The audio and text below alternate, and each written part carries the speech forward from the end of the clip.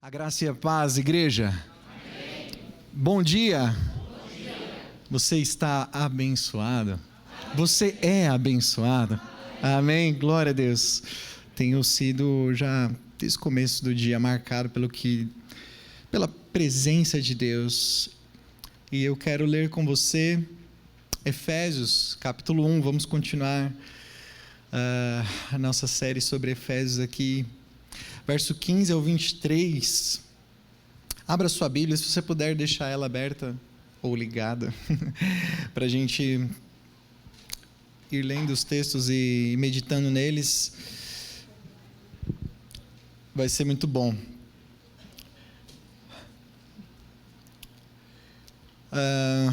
Paulo escreveu na igreja de Éfeso, aqui no capítulo 1, do verso 15 ao verso 23, hoje encerramos o primeiro capítulo, ele diz assim, lendo na NVI aqui: por essa razão, está aqui projetado, certo? Desde que eu ouvi falar da fé que vocês têm no Senhor Jesus e do amor que demonstram para com todos os santos, não deixo de dar graças por vocês, mencionando-os em minhas orações.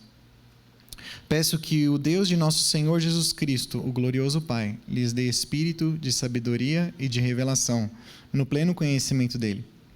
Oro também para que os olhos do coração de vocês sejam iluminados, a fim de que vocês conheçam o quê? A esperança para a qual ele os chamou, as riquezas da gloriosa herança dele nos santos e a incomparável grandeza do seu poder para conosco, os que cremos conforme a atuação da sua poderosa força.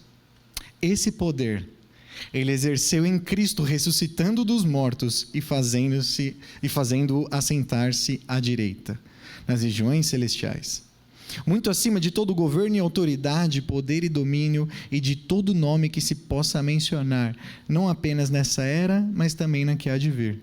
Deus colocou todas as coisas debaixo dos seus pés, e o designou como cabeça de todas as coisas para a igreja, que é o seu corpo, a plenitude daquele que enche todas as coisas em toda e qualquer circunstância. Aleluia. Hoje nós vamos falar sobre o conhecimento de Deus e vamos aprender a orar pelo conhecimento de Deus. Esse é o objetivo. Nada melhor do que orar, aprender a orar, na verdade, com pessoas que sabem orar, né? E a gente vai aprender hoje a orar com o apóstolo Paulo. Ele faz aqui uma oração. Orar é a mais sublime das atividades do cristão. Com certeza é a disciplina que nós mais falamos, mais comentamos, mais ensinamos e está presente nas nossas conversas e aconselhamentos. Andrew Murray, um pastor presbiteriano do século XIX, no livro que ele escreveu, um livro maravilhoso que eu estou lendo atualmente, Com Cristo na Escola de Oração.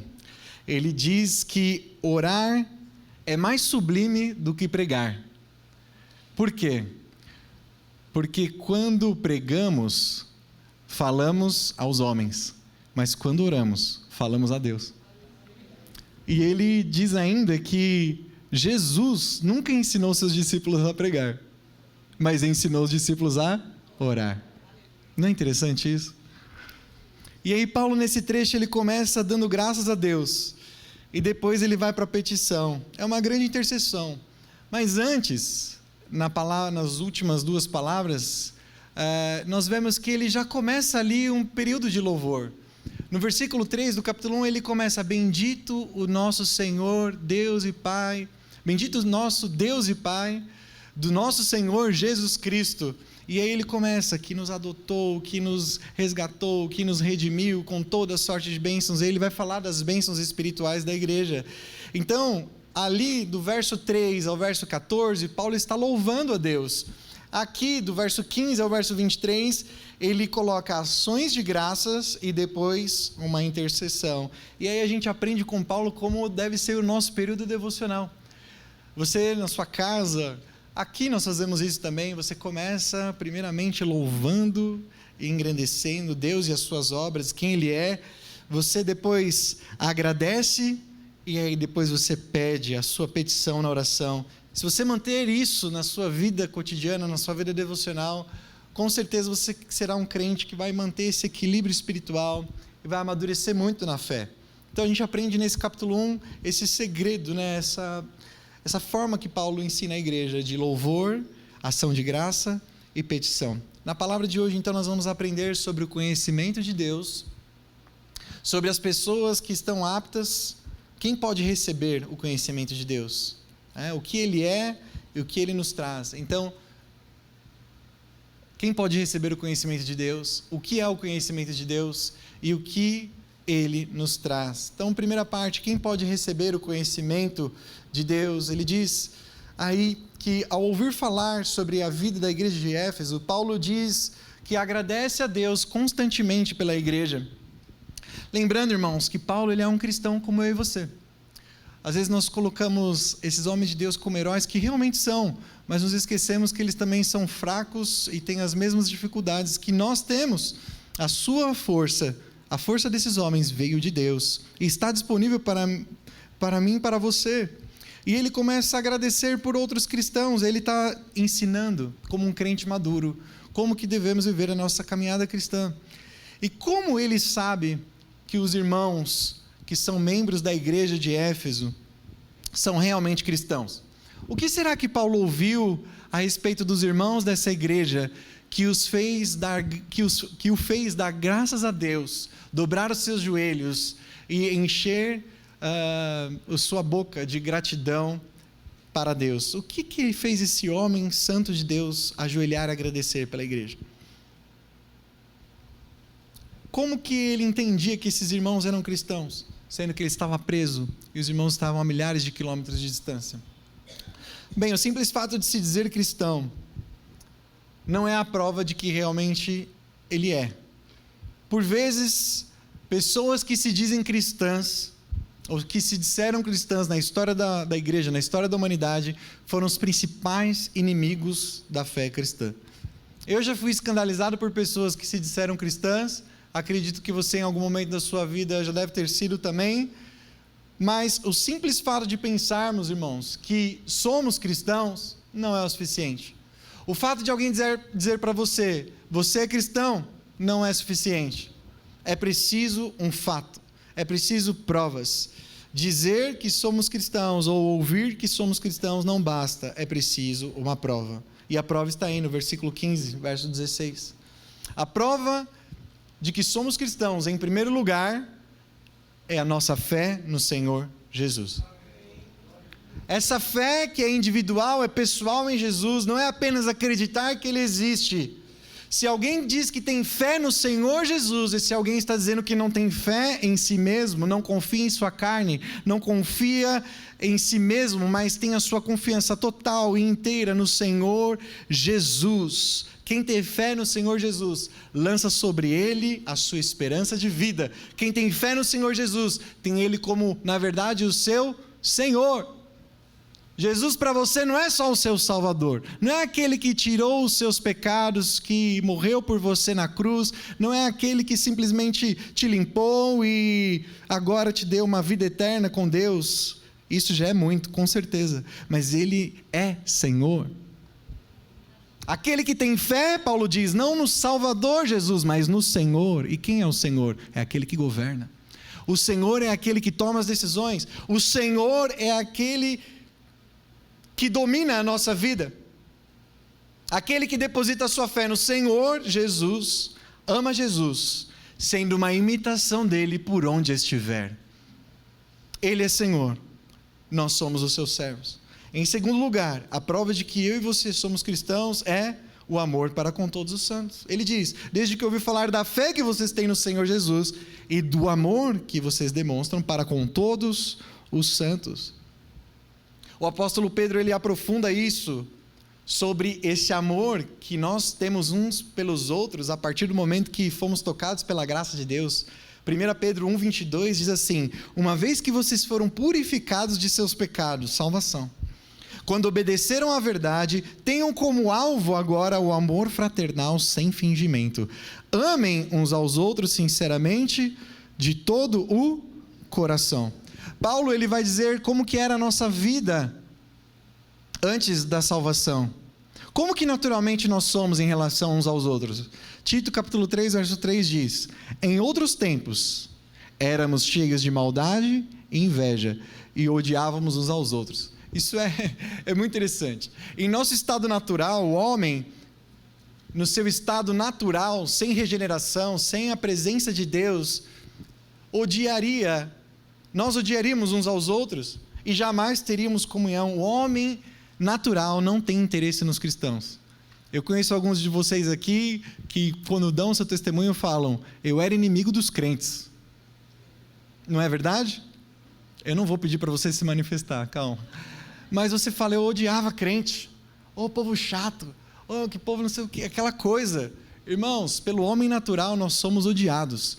Mas aquele que é santo, aquele que teve a sua fé depositada em Jesus, ele ama os outros santos. Paulo diz que os cristãos em Éfeso amam todos os irmãos, e por isso ele sabe que aconteceu alguma coisa com eles. Quando alguém diz que ama os outros cristãos, alguém diz que ama a igreja, quando alguém diz que ama os seus irmãos, você pode ter certeza que esse alguém possui uma nova natureza. E seria impossível aguentar vocês se não fosse o Espírito Santo. Eu não estou brincando não, isso é muito sério. Nós temos as nossas dificuldades, as nossas diferenças.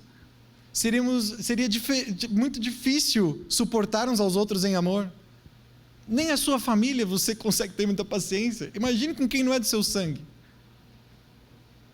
Mas a partir do momento dessa regeneração, que houve esse toque de Deus para a salvação, o amor de Deus foi derramado nos nossos corações e nos possibilita amar os mais diferentes dos irmãos.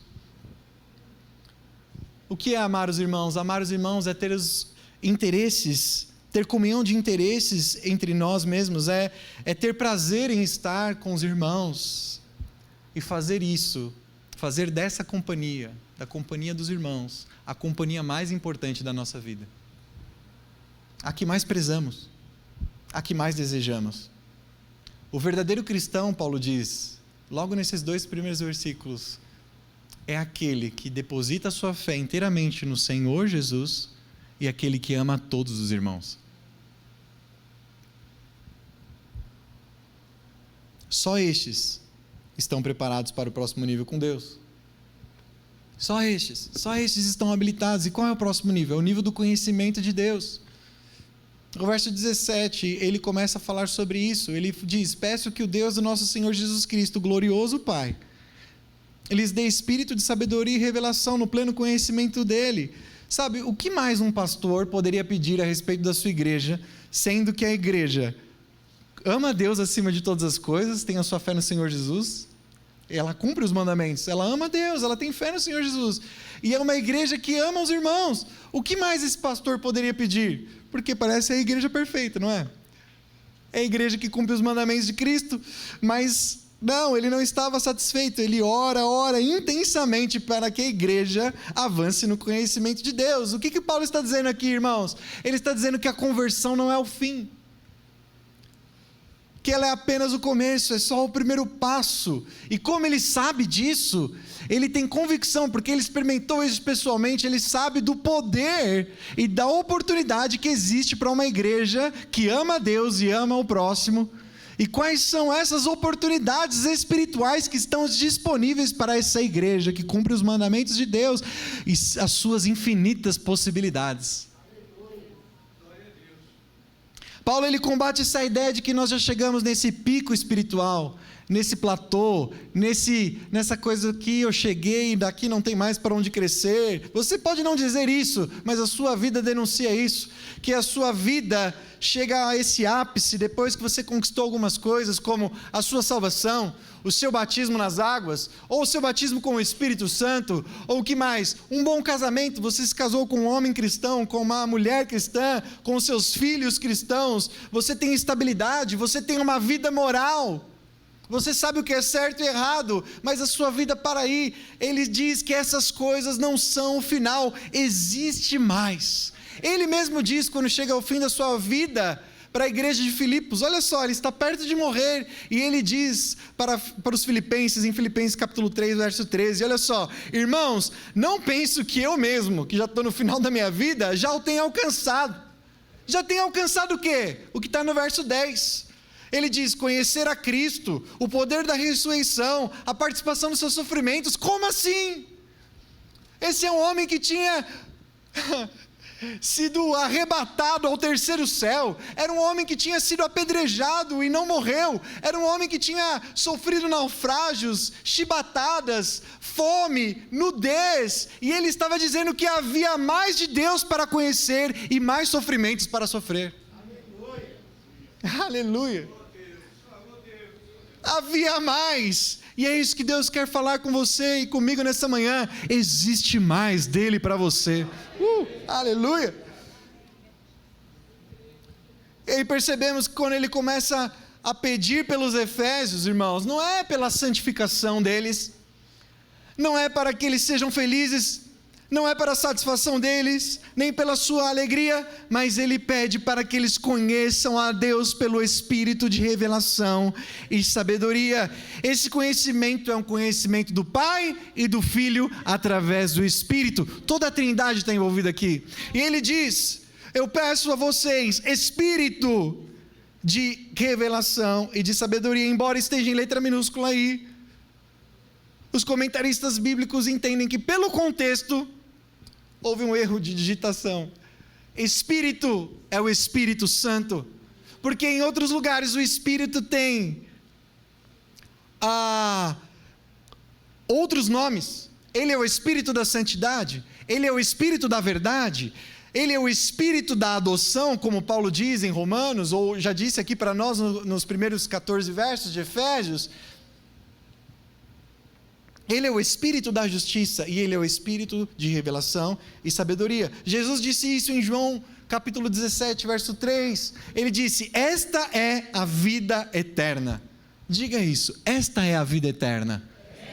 O que é a vida eterna, igreja? A vida eterna é viver eternamente. E é o quê? Que te conheçam. Diga de novo: que te conheçam. O único Deus verdadeiro é a Jesus Cristo, a quem enviaste. Ontem eu fui tomado por Deus lendo esse texto. Jesus me falou: você não conhece inteiramente. O Espírito Santo gritou isso no meu coração. Preste atenção: esta é a vida eterna. Teremos uma vida eterna para conhecermos um Deus que é eterno. Somente uma vida eterna para conhecer um Deus eterno, igreja. Conheça a Deus. 2 Coríntios 4:6, Paulo continua na mesma intenção. Pois Deus que disse: das trevas resplandeça a luz, Ele mesmo brilhou em nossos corações para a iluminação do conhecimento da glória de Deus na face de Cristo. E aí que está, para conhecermos a Deus, preste atenção, precisamos olhar para a face de Cristo, precisamos contemplar as obras de Cristo, obras de salvação, as suas obras de redenção, o seu amor e sacrifício por nós, uma vez, duas, três, todos os dias. Esse conhecimento de Cristo, esse conhecimento de Deus na face de Cristo não vem apenas aos domingos. Esse conhecimento de Deus vem com meditação, com oração, com intercessão em sua pessoa.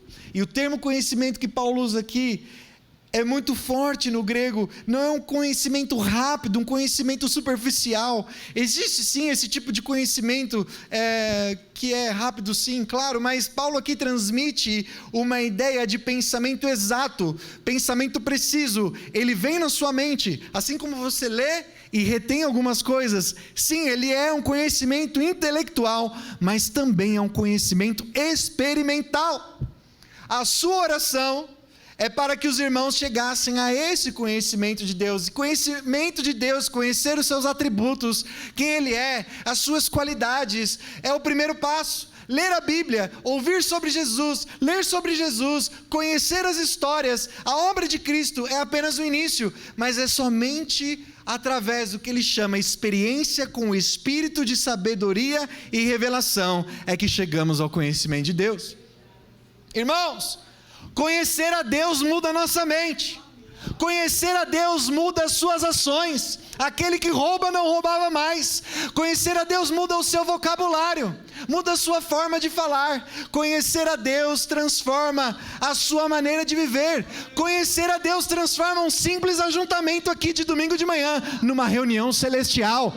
Você está aqui, se você teve esse encontro com Deus, você já se sentiu no céu essa manhã. Você que conhece, sabe do que eu estou falando. Conhecer a Deus faz você temer a Deus. A sua carne treme. Tiago explica isso. Preste atenção na sua epístola. Olha o que Tiago pergunta à igreja, lá em Tiago capítulo 2, verso 19. Ele diz assim antes, ele está falando assim: vocês creem em Deus?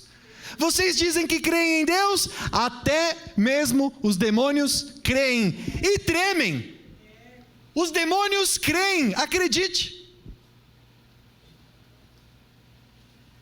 Eles creem e tremem. Ou seja, os demônios conhecem a grandeza, a majestade de Deus, mas o conhecimento dos demônios não é salvífico, não salva, eles já estão condenados, mas o conhecimento que eles têm leva eles a tremerem. Até os demônios tremem perante o conhecimento de Deus, mas e você? E nós? A falta do conhecimento de Deus explica tanta superficialidade, tanta hesitação nos nossos dias. Nos falta conhecer mais de Deus. Paulo ele usa essa expressão tão forte para a palavra conhecimento que ela pode ser substituída aqui por encontro. E eu gosto disso. Pode se tornar algo que é muito falado, assim, porque temos até um evento que tem esse nome, mas o que é verdade mesmo, irmãos, é que Paulo deseja que nós, a igreja, tenha um encontro com Deus. Encontro com Deus, é um encontro pessoal e íntimo. É difícil para você entender isso, é difícil para mim até poder explicar com palavras, mas resumindo, Deus quer ser real para nós. Deus deseja ser real para nós, e é necessário que isso aconteça. Isso quer dizer o quê? Que nós estejamos conscientes da sua presença, conscientes dele. Por isso eu te pergunto, Deus é real para você? Quando você se ajoelha e ora, você sente que ele está ali? Você percebe a sua presença? É isso que Paulo tem em mente, ele deseja que venhamos a compreender algo da glória de Deus. Por isso ele ora ao Deus do nosso Senhor Jesus Cristo, o Pai da glória, ou o glorioso Pai, como nós lemos aqui no verso 17. Você já percebeu algo da glória de Deus? Você já foi tocado pela presença e pela glória, pelo conhecimento de Deus, a tal ponto como aqui na palavra de Deus diz, quando Jacó, fugindo do seu irmão Esaú, parou num lugar, colocou a pedra como seu travesseiro no chão, e deitou-se porque estava muito cansado e dormiu, e ele sonhou, você sabe o sonho que ele teve? Uma escada que vinha do céu até a terra, e os anjos de Deus subiam e desciam, e quando ele acorda, o que ele diz? Quão terrível é esse lugar, o Senhor está nesse lugar, este não é outro lugar, senão a casa de Deus. Quando você experimenta isso no seu coração, você é tomado pelo pavor, mas ao mesmo tempo pela segurança que te envolve no amor de Deus. Você pode se perguntar, como que eu sei que eu tenho esse conhecimento? Pessoas que têm o conhecimento de Deus, elas têm esse senso de privilégio, esse senso de maravilha, essa alegria, esse senso de louvor e de glória. Chegar a esse conhecimento de Deus, irmãos, é o que o cristianismo realmente significa. O Samuel falou aqui um texto de João capítulo 1, verso 12, a todos os que o receberam, deu-lhes o poder de serem chamados filhos de Deus, mas tem algo que é muito mais precioso do que ser chamado de filho, é conhecer a Deus, intimamente, conhecê-lo e prosseguir em conhecer a Deus. Jó passou por essa experiência, quando ele diz lá em Jó 23:3, olha só, Jó é maravilhoso esse livro, você percebe o desespero dele de querer uma resposta, e o que ele diz? No verso 3, se eu conhecesse, se eu soubesse onde eu poderia achar. Ele não tinha perdido o seu conhecimento teórico de Deus, ele fazia os seus sacrifícios, ele sabia o que era certo, não tinha deixado de saber sobre os atributos e sobre as obras de Deus, não era isso de que Jó estava reclamando, não, ele estava sentindo falta da presença que ele havia perdido. Ele tinha experimentado amizade, ele tinha experimentado comunhão com Deus, mas por algum tempo tinha perdido isso. Ele estava procurando a pessoa de Deus, o contato direto com Ele. E quando o Senhor se manifesta lá no final do livro, se manifesta a Ele, Ele conclui: meus ouvidos já tinham ouvido a teu respeito, em Jó 42:5. Mas agora os meus olhos te viram. Eu te conhecia só de ouvir falar, mas agora eu caminho, eu vejo, eu olho para ti. Alguma coisa mudou na vida desse homem. Assim como mudou em Jacó, mudou em Jó. Pensar em Deus, conhecer a Deus somente superficialmente no seu intelecto, assim como Jó, vai te levar muito a falar e argumentar demais, como ele tinha feito durante todo o livro. Mas quando você sente a sua presença e conhece a Deus intimamente, aleluia, como foi com ele, ele pôs a sua mão em sua boca e se arrepende e não põe na cinza. Isaías, o profeta, teve a mesma experiência. Isaías era um profeta. Pregar fazia parte da sua profissão, era o que ele fazia de melhor. Ele falava e falava dia após dia. Mas lá em Isaías 6, ele teve um encontro com Deus, e ele viu a sua glória. E esse que falava tão bem, e achava que o falar era a sua profissão e a sua maior vocação, quando vê a Deus e a sua glória, diz: ai de mim, sou homem de puros lábios. Este é o verdadeiro conhecimento de Deus, irmãos. O conhecimento de Deus muda quem você é. O conhecimento de Deus dá uma visão real de quem eu e você somos. O conhecimento de Deus transforma a nossa visão, a nossa forma de ver a nós mesmos e de ver a igreja e de ver a Deus. Nos importa conhecer a Deus. E o que esse conhecimento vai te trazer? O que ele traz? Eu disse a quem ele está disponível, eu disse o que ele é, e agora o que ele traz, e o que ele faz com você. E aí Paulo, ele, fala sobre isso desde o verso 18 ao verso 23, que eu vou repetir com você aqui. Ele diz: oro também para que os olhos do coração de vocês sejam iluminados, a fim de que vocês conheçam a esperança para a qual ele os chamou, as riquezas da gloriosa herança dele nos santos, e a incomparável grandeza do seu poder para conosco, os que cremos, conforme a atuação da sua poderosa força. Olha só, em primeiro lugar, o que o conhecimento de Deus traz é a esperança no chamamento de Deus. O que é isso? Você tem um chamado? É uma pergunta que direto passa por nós, na nossa caminhada, né? Qual é o seu chamado? Essa é uma das perguntas que mais faz o crente sofrer, talvez, porque é como aquele jovem que está lá no seu último ano do ensino médio, e ele não sabe o que vai fazer. E aí? Qual é a sua vocação? O que você quer fazer na faculdade? E aí, muitos ficam perdidos, porque sabem que é uma decisão muito séria, é investimento de uma vida inteira. E da mesma forma, oramos tanto para saber o que Deus quer de nós, oramos tanto para descobrir qual que é a vontade de Deus, oramos tanto para saber qual que é o nosso chamado, sendo que ele está aqui, na Escritura, na Bíblia. E eu tenho aqui várias coisas para as quais Deus nos chamou, mas eu não vou ler todas as referências, porém, eu prometo compartilhar isso com você lá no nosso aplicativo. Deus nos chamou, segundo Paulo, para sermos de Jesus Cristo e para a comunhão com Jesus Cristo. Deus nos chamou para sermos santos, como lemos lá no capítulo 1, do verso 3 ao 14, e para uma santa vocação. Nós também fomos chamados para a liberdade, liberdade do pecado, liberdade do jugo, da escravidão, da lei. Entre nós também não deve haver barreiras sociais, barreiras raciais, não deve haver diferenças, porque Deus nos chamou para sermos um só corpo e para suportarmos uns aos outros em amor. Isso está lá em Colossenses capítulo 3, Efésios capítulo 4 diz isso também.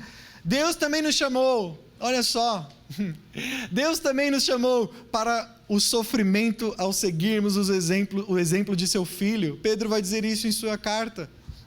Mas também para a glória que vem após o sofrimento, para o seu reino de glória, aleluias, ou para a sua eterna glória em Cristo. Tudo isso está na palavra de Deus. É isso que Paulo tinha em mente quando diz que nós precisamos conhecer a Deus para saber qual é a esperança do nosso chamamento.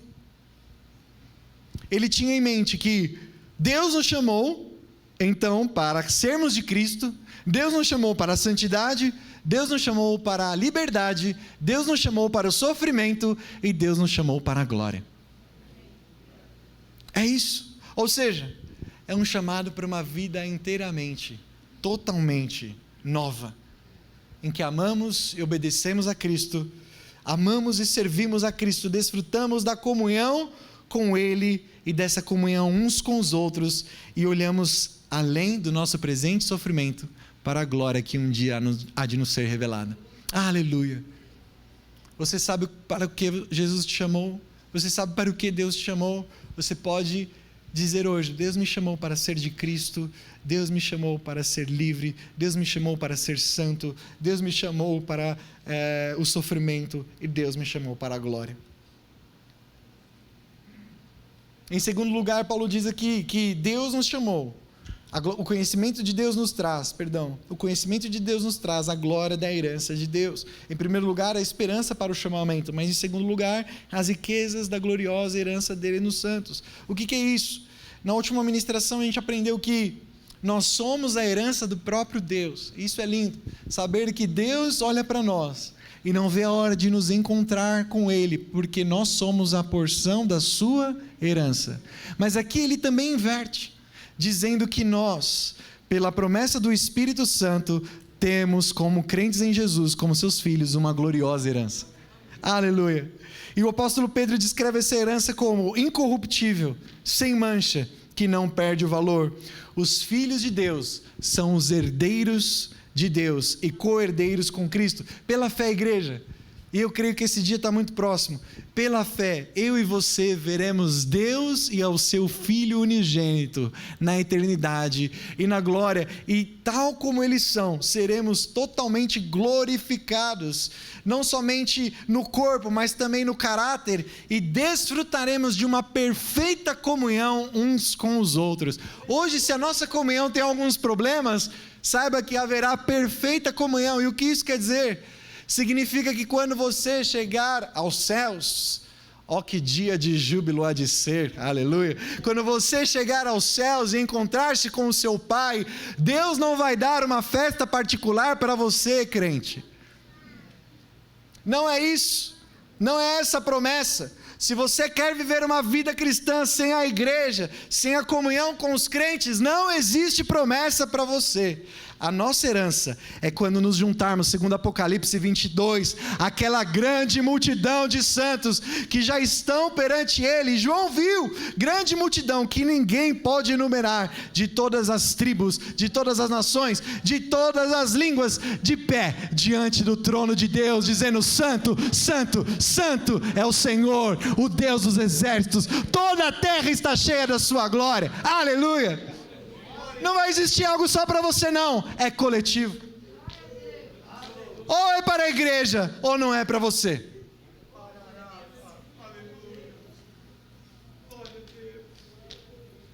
Em terceiro lugar, aleluia, o conhecimento de Deus traz a grandeza do poder de Deus. E no verso 19, irmãos, ele traz aqui um absurdo de palavras.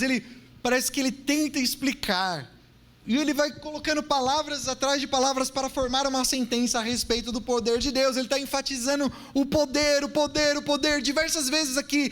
É tão superlativo, é tão grande, que ele começa a repetir as expressões como incomparável grandeza, como seu poder, a sua atuação, poder, força. Você vê, está sendo tudo repetido, e aqui essas palavras se referem a um poder irresistível como de uma dinamite, e esse é o poder que atua na vida dos crentes, a qual Cristo é o cabeça, e nós somos a sua igreja. Esse poder, a Bíblia diz, Paulo ensina, está disponível para aqueles que conhecem a Deus. F.F. Bruce, um comentarista da palavra, diz que a morte de Cristo é a prova do amor de Deus, mas a ressurreição de Cristo é a prova do poder de Deus. Aleluia!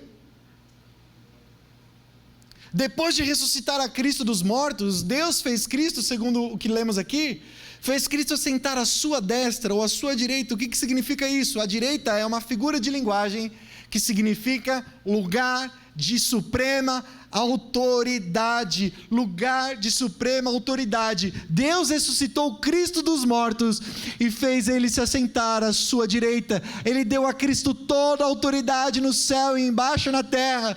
Você tem ficado com medo das notícias desses tempos? Eu confesso que fiquei também essa semana, mas enquanto eu me preparava, o Espírito Santo foi ministrando ao meu coração. Essas nações, esses homens poderosos, eles têm tantas bombas, tanto arsenal bélico, que podem destruir toda a humanidade, mas Deus falou ao meu coração: não tema, porque o máximo que eles podem fazer é acabar com os nossos corpos, mas Deus tem poder para ressuscitar eu e você dos mortos, porque Ele já ressuscitou o seu Filho. Veja, uma bomba atômica pode fazer você derreter, desintegrar, mas Deus, isso para Ele é fichinha, porque com o seu poder, basta uma palavra, Ele pode fazer todas as células voltarem aos seus lugares e fazer o seu corpo ressuscitar no último dia. Veja só, Marta e Maria chegaram e falaram: Senhor, não se incomodes, porque já cheira mal. Estava em estado de putrefação, amigo de Jesus, Lázaro, mas para isso não teve nenhum problema. Jesus disse: Lázaro, sai para fora. Eu acredito que Lázaro saiu cheirosinho da tumba. Sabe por quê? Porque quando Deus dá uma palavra, não tem célula que está, acabando, não tem morte, não tem ferida, não tem. Os romanos queimaram os cristãos para iluminar as ruas, os leões comeram os filhos de Deus da Roma antiga. Todos esses que estão desintegrados pelos ares voltarão com seus corpos glorificados. Não tem poder de bomba, igreja, que vai acabar com a sua vida. Jesus disse: você teme os que podem acabar com a sua vida? No máximo que eles podem fazer é acabar com seus corpos. Temam aqueles que podem fazer você perder a sua alma.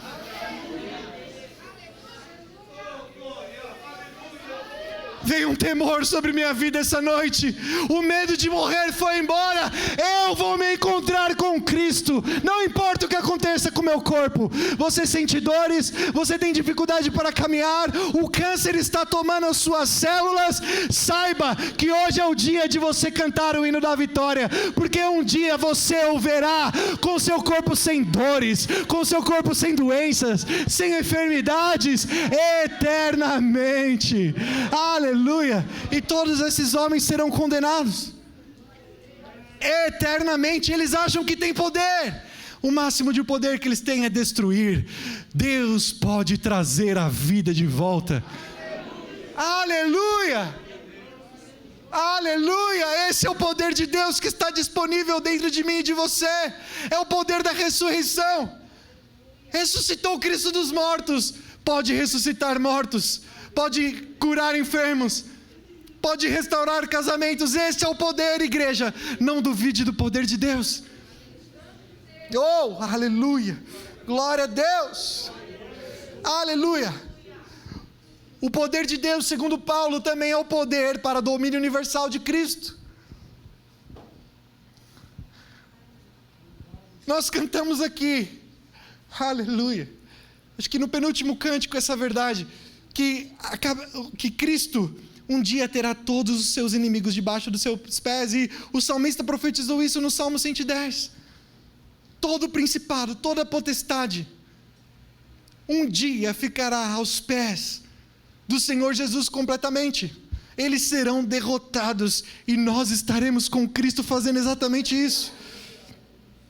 Sabe, igreja, que a cabeça que um dia recebeu uma coroa de espinhos, tem sobre sua cabeça hoje uma coroa de glória, um cetro de justiça. Ele é o nosso vencedor.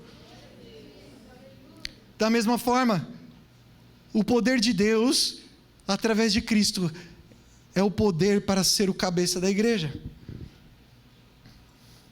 Isso quer dizer, irmãos, que o poder de Deus, aleluia, eu quero que você preste muita atenção nisso hoje, porque eu creio que Deus quer nos marcar com o seu conhecimento.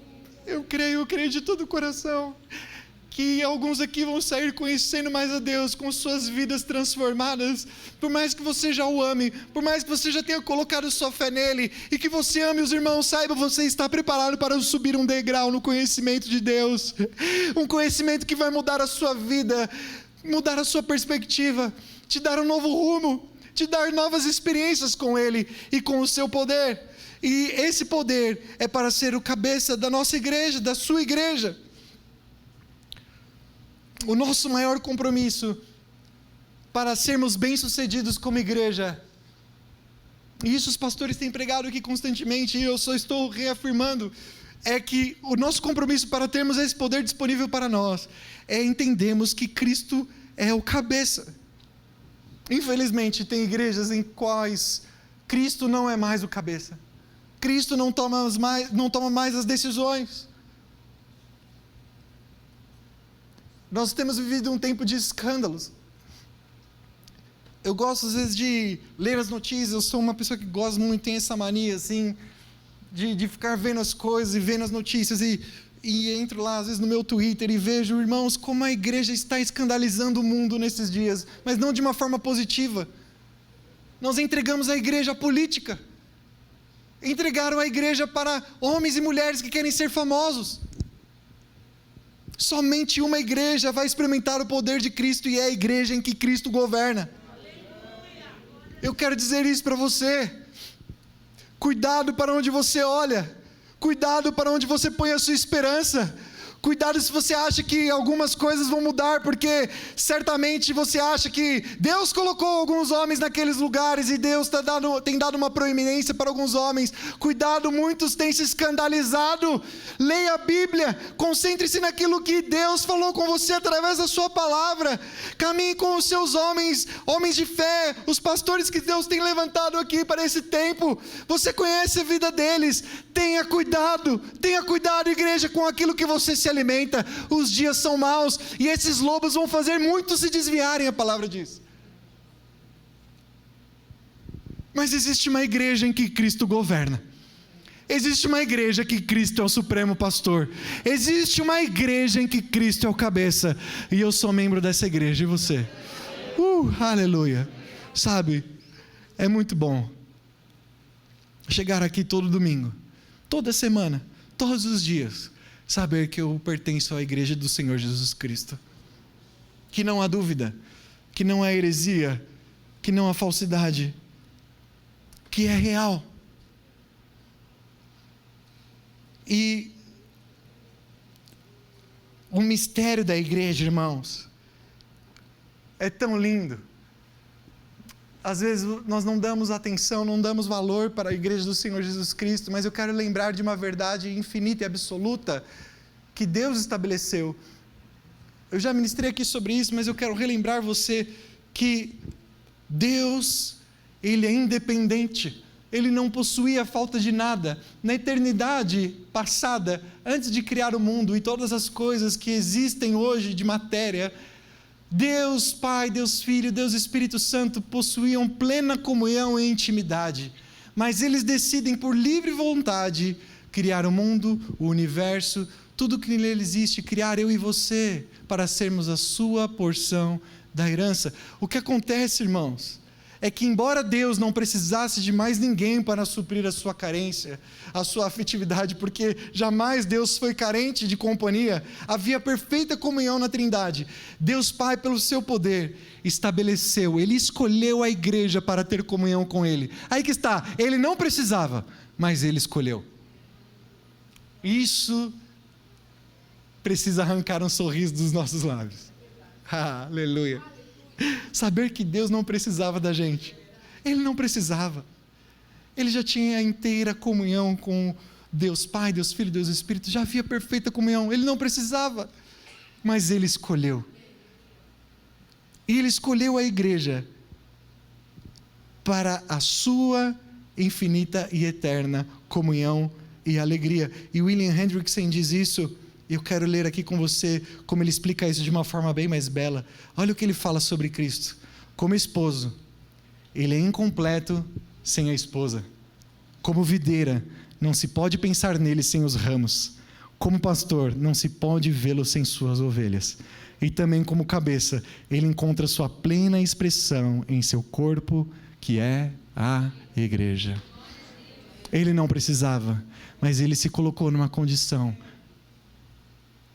daquele que quer. Ele nos quer. E não tem nada que vai mudar isso.